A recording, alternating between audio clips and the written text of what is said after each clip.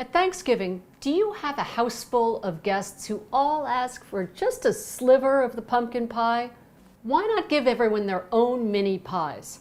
My version is just as delicious as its full-sized cousin, sweetened with maple syrup and topped with a crunchy pecan streusel. In this video, I'll show you how to make it mini.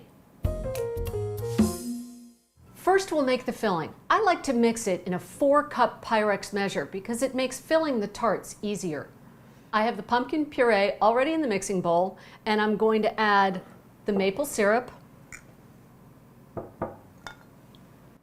and some spices. This is cinnamon, ginger, cloves, and nutmeg. And of course, a pinch of table salt. Whisk that together. Then I'm going to add 1 egg,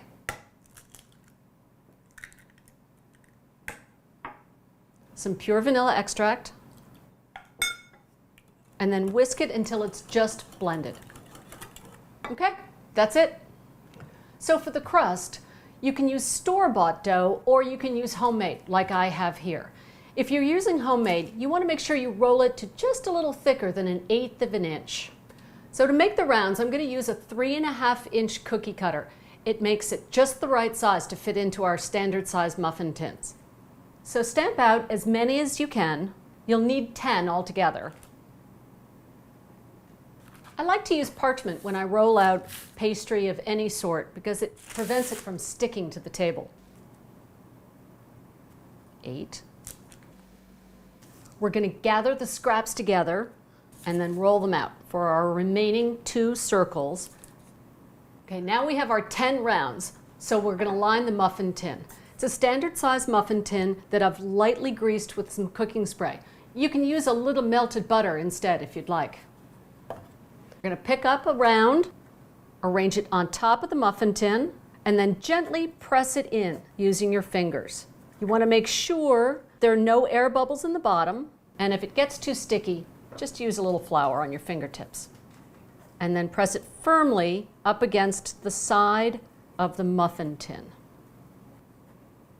So as you can see, it doesn't have to be perfect around the sides, and it doesn't have to be even. These are nice rustic little mini tarts.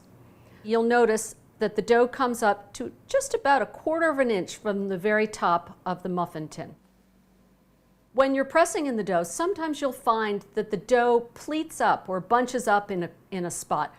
Not a big deal. Just press against it as best you can and flatten it out. It'll be fine. Now we're going to pour the filling into the crusts.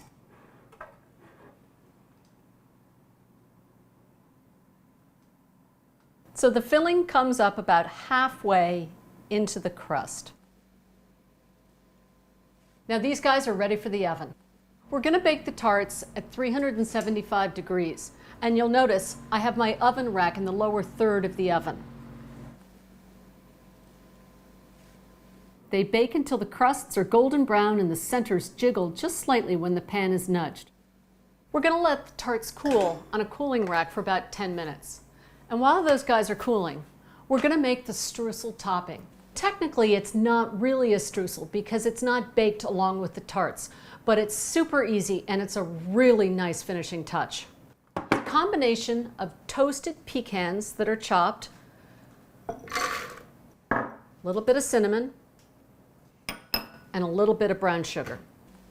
Put them all in my food processor, and I'm just going to process them until they're nice and finely ground.